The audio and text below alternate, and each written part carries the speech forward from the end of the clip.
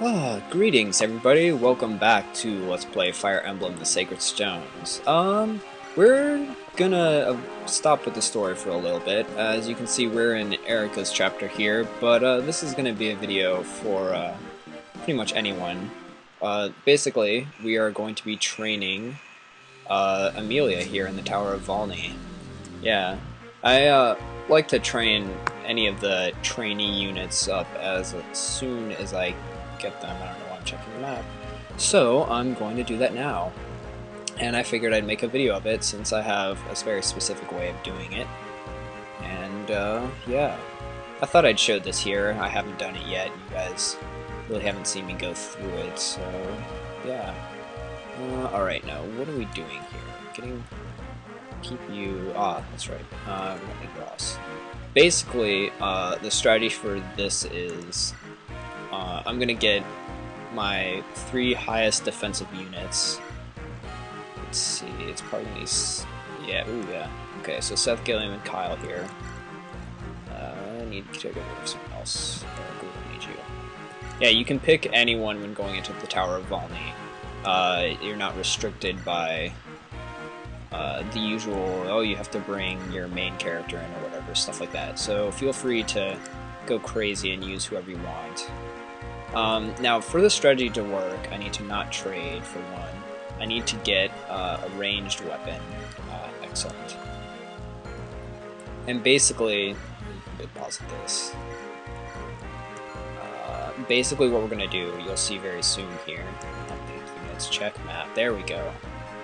Alright, so what's going to happen is you can see this map here is filled with the undead, and we're going to have to fend them off. And what we're going to do is... okay. Well, let's set this up first. Basically, I'm going to have a formation here in the front that I'm going to de-equip all of these guys and just kind of stick a meat shield up here. And then have Amelia attack from range back here-ish. And she'll be able to take out all of the guys. But in the span of about one map, you can pretty much get her all the way up to level 10, so that is going to be our goal. But first we need to make sure these guys aren't carrying anything. Otherwise, if you have a front line there and they have items, then yeah, they're going to be annihilating all of the enemies, and that kind of defeats the purpose. Do you have... okay. Alright, we're good to go here, so let's get started with this. I'm not sure if I'm going to show this whole thing or not. Basically, I'm not really sure you need to see the whole thing, but yeah. I'm not going to be doing the entire Tower of Valny, in case that wasn't clear. I'm only going to do this floor, basically, and leave. And that's it. We do not have the resources or the manpower or girl power right now to take on the entire tower. Oh, shoot. I forgot to take off the battle animations. Usually when I'm doing grinding stuff like this, I like to take off the battle animations and speed things up a little bit, so I don't have to sit here and watch all of this all the time. Otherwise it will really drag on a lot longer. Alright. Yeah, and those guys on the edges that you just saw, were hanging out here, I think he was one and he was one. As long as you don't stick anyone like out here, they'll funnel into the center as well. So let's get to that. Yeah, we want this off fast. There we go. That should speed things up. Alright, so yeah, now we're just gonna hang back here, and as you can see, Amelia is pretty weak at the moment, but she gains experience really fast. So by the end of this, she should be doing a lot better. And so yeah, we're just gonna do that and end, and pretty much sit here. It actually, I mean, it seems like it could take a while, but it doesn't take as long as you think. Because as you start leveling up, you'll start doing more damage and you'll get extra hits and all that kind of fun stuff, so the process gradually speeds up. If you want, you can also bring someone else. Yeah, see, look at that, we're already doing a little more damage. You can bring someone else to try and level up at the same time. But honestly, you're not really going to want them to be getting too many kills. Otherwise, they're going to be eating all of the experience away from Amelia, so... But, yeah, you may not even need all of the enemies in this map to get her level to level 10, so I might be using like loot or something, because I don't know, maybe not. We'll see what I do at the end. Like I said, I'm not sure if I'm going to show it anyways, since you guys don't really need to see it. But, oh, I guess I could talk about something else while we're sitting here. You guys have been hearing, or you may have heard me talk about support conversations. I can show it right here. But, yeah, basically how support conversations work, if you don't know, is you're going to, when certain characters that have a compatibility, which you can check in the little screen we were just in when we were making battle preparations, if there's two characters that are compatible with each other, then they can support each other, and supports do lots of awesome stuff. So they're really handy to have, and come on, we don't need to drag this out any longer. Anyways, they're good to have, and if you have two characters that are compatible, to get a support you have to first make sure they're in battle and hovering around within 3 squares of each other. So like, if I was having someone support with Amelia, they would have to be either in the direct vicinity, or like these squares right next to her, which would be 1 square away, or like diagonal would be 2 away, or if they're like here, even though they couldn't be, but like, or here. Yeah, anywhere that's 2 squares is enough for it to take effect. God dang it. You kind of need healing. Yeah, make sure you bring a healer for this as well, because you're most likely going to have someone that's not going to be able to... Well, let me rephrase. Some of your characters are going to at least be taking 1 damage, and after you're sitting there taking 1 damage over and over again, that eventually adds up, so make sure you have a healer just in case. But yeah, anyways, supports. So, you have characters 3 spaces away, and after they spend a certain amount of turns next to each other like that, which varies depending on what characters you're going for. Like Colm and Amy, for instance, could support instantly. So most characters, though, are going to take at least like 10 or 15 turns, some as much as 30 or 40 turns, before they can initiate a support conversation. But anyways, my point is this is a very good place to work on those, because if you're just trying to get support conversations, you can kind of clear out the initial enemies, and then have the people that you want to support just kind of sit next to each other and just keep ending the turns until you can activate a support conversation. So that's probably how I'll be getting some supports that are harder to get. It works quite well.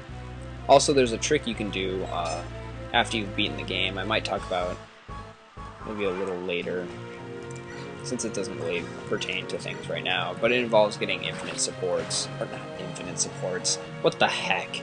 There's no such thing as infinite supports.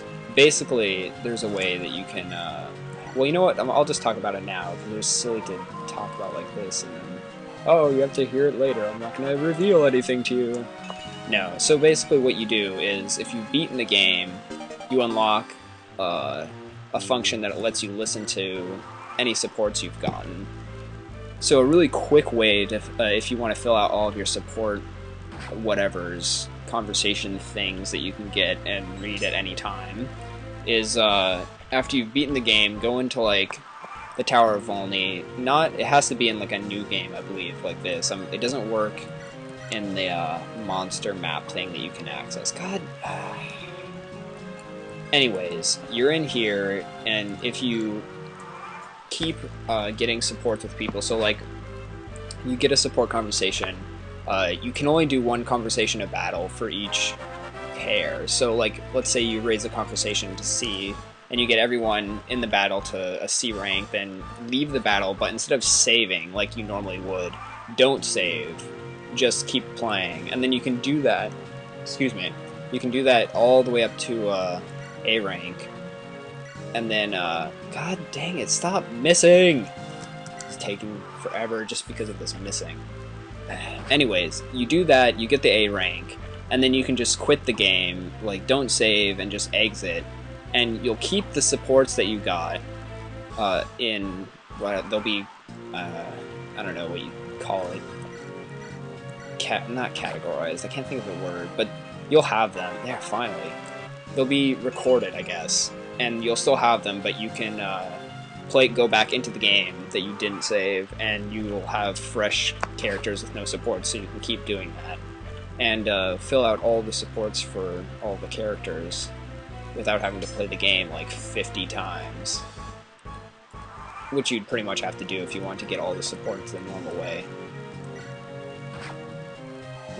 So yeah. That's probably incredibly confusing how I explained it. Hopefully you guys, or if you're interested, you were able to understand that. I might talk about it again later, but yeah. So yeah, this is the all fancy training method. It's not really that fancy. It's very simple. So yeah, I do this for Amelia. You really shouldn't have to do it with Ross. Even though it works, you could, but you really shouldn't need to. Because there's plenty of opportunities to train him in the prologue, prelude, whatever section of the game. But the other character that you get a little later, Ewan, Evan, whatever, him, the mage, this works really well for him too, especially since it's even harder to train him in actual battles, because you get him even later than Amelia. So yeah, this is how it works. Freaking Gilliam's just sitting there taking a beating.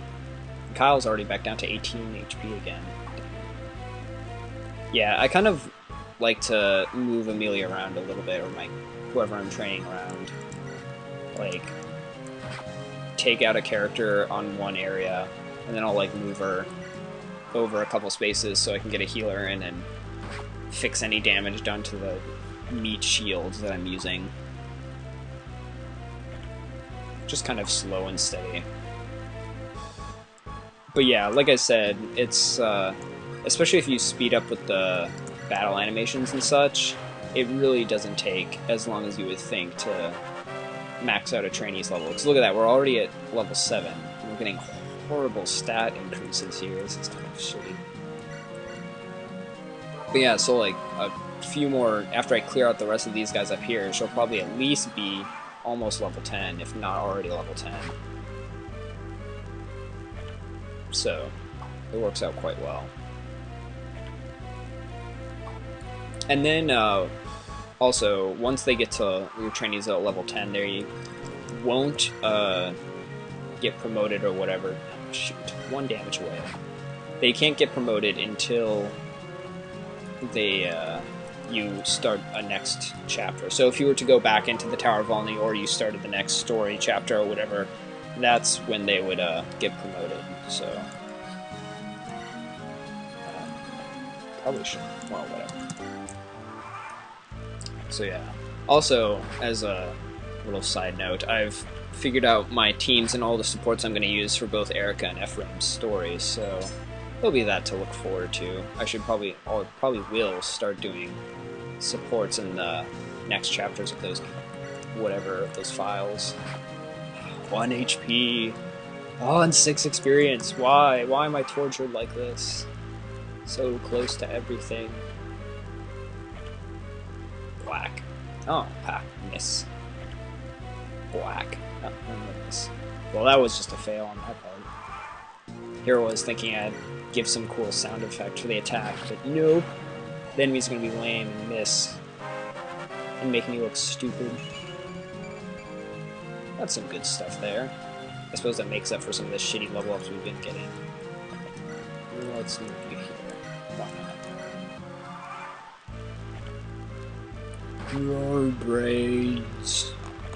Brains. That reminded me of, I don't know if you guys or girls, gals, folk, have ever played Plants vs. Zombies, but that is a fun game. I found out about it almost on accident. Not really on accident, I don't know.